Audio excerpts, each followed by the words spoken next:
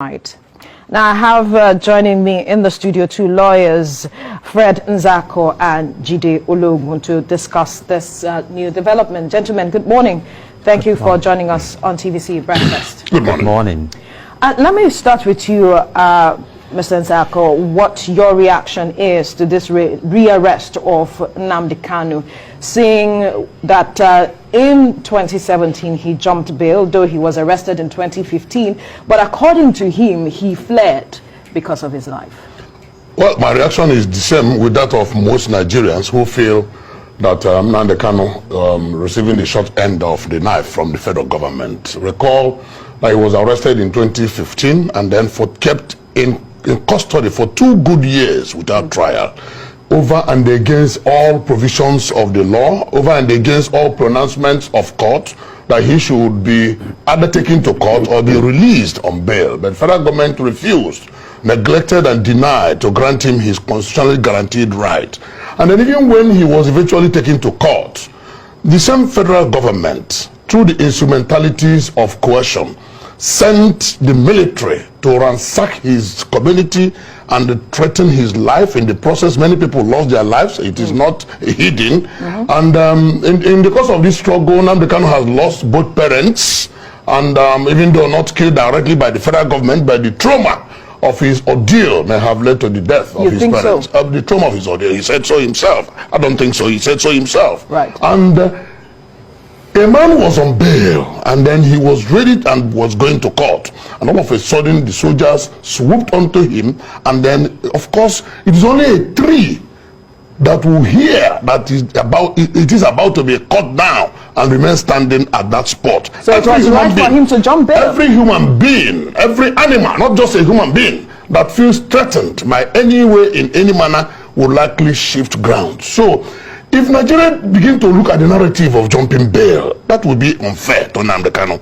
The narrative is that, yes, very unfair. Why the so? narrative is that his life was threatened, obviously threatened, and he had to run away, which is a national stimulus of every human being and of every animal. Even if you have a goat at your backyard and you approach the goat with food in one hand and with stick on the other hand, the goat will reject your food. Don't you think that while he was in custody, his life could also have been threatened if that is what government was trying to do? Why did you not ask the soldiers what they went to do in his house? Right. That should be the right question.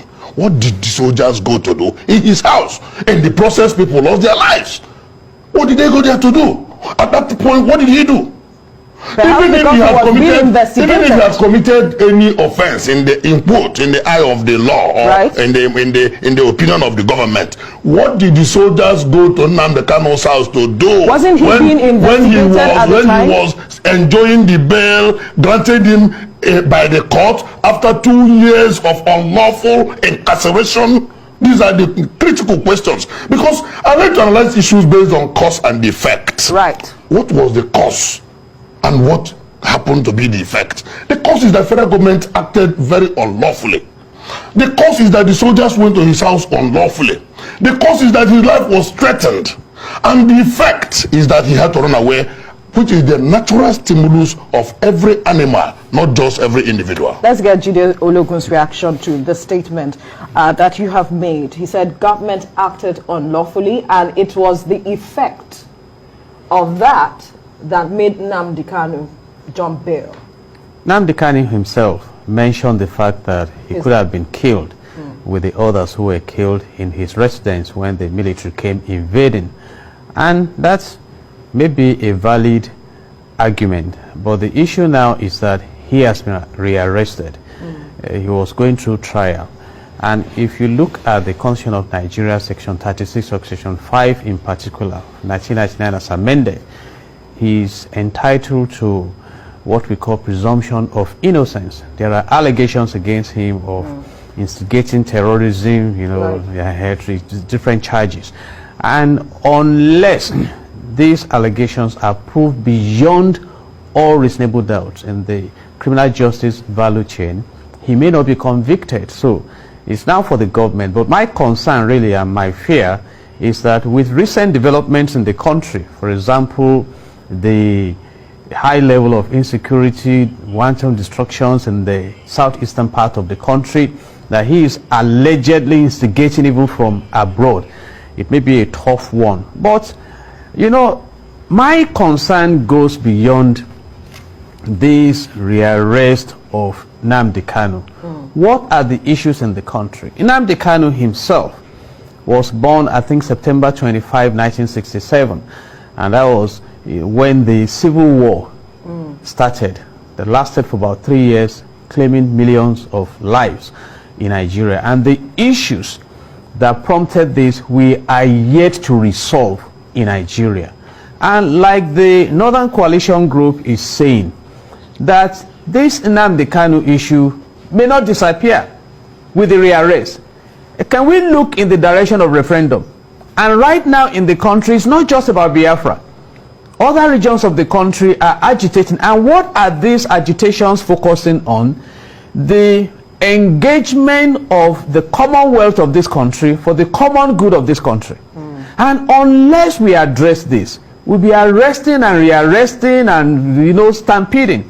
That's on one side. On the other side, I think this has punctuate, or rather confirmed, the capacity we talk about of the government to act if they want to act. I have mentioned it when it was time to get Nnamdi Kanu to proscribe IPOB, they acted. When it was time to get him, you know, to make him run away, they acted. Can we, you know, divert the same attention to the bandits, the unknown gunmen, and solve the crisis in this land? And finally, I want to advise this morning that the government should please look in the direction of public relations. The definition of public relations means that, you know, a planned, deliberate and sustained effort to create and sustain mutual understanding between an organization or a country and the publics.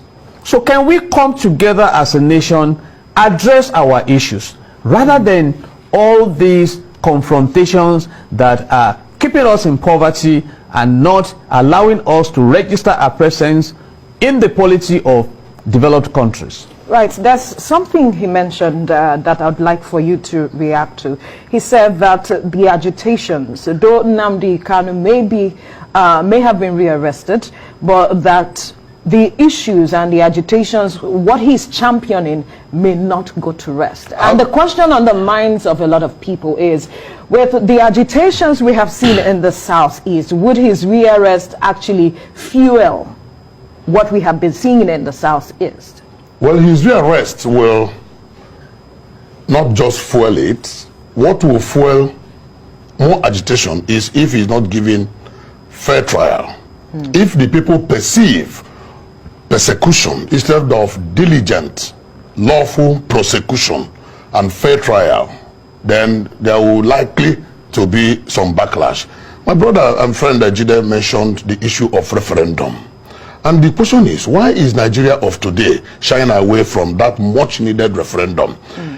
On 11th February 1961, there was a referendum to determine the life of the British Cameroon. And in that referendum, the northern British Cameroon decided to go to Nigeria, and the southern British Cameroon decided to go to Cameroon. A lot of issues about religion and the rest played out. On 10th August 1963, Nigeria, this Nigeria that we have today, went into a referendum to determine the life of the old Midwestern region. And it was carved out from the then Western region through a referendum. In Catalan region of Spain, there was a referendum on whether they were going to remain or not. In Kurdish region of Turkey, of Iraq, sorry, there was a referendum. In Britain of late, there was a referendum whether they are going to remain with EU or whether they are going to go out of Absolutely. EU. So what the agitation that Nnamdi Kanu is championing is a civil agitation which the federal government has given the tent of criminality. It's embarrassing that government will do the normal Nigerian approach where a man and another man has issues with their land.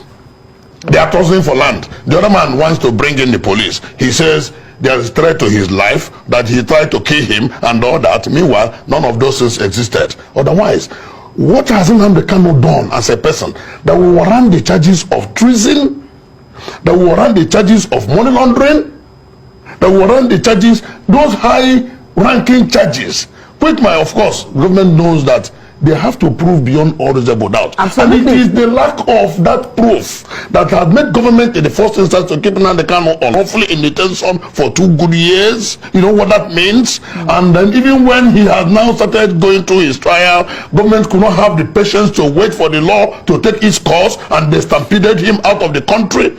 Who is now the culprit in the matter between Nnamdi Kanu and federal government? I mean, let's look at issues the way they are, and not just being sentimental about, oh, he's insulting anybody. When has insult become a crime? Right. It is a law of thought. It is a tortious offense, of which if you feel insulted, when America was going for election, somebody made an image of Donald Trump, a naked image of Donald Trump with a small ball, and kept it in a massive square. Did you not see it? Had Donald Trump killed him? The problem we have today is that we are not operating democracy. What we have is a civilian rule managed by military hands. And those tenets of democracy are lacking in Nigeria. Otherwise, why would federal government be so sensuous about issues of criticism and issues of civil agitation? What is wrong with that? If we go by way of referendum, if government, the same government is saying that Nnamdi Kanu has so many followers, does that not tell you something? If he is alone, would he have such followers? If the government now claims that the followers are essentially illiterate, conduct a referendum and say, let only those with school cert. Of course, you know that to be a president in Nigeria, you need only school certificate. Right. To be a senator, a governor, only school certificate. Conduct a referendum and place a benchmark that only those with school certificate would vote in that referendum, and let us see whether Nnamdi Kanu is alone or not. Government is shying away from the truth, and government is hiding from its shadows.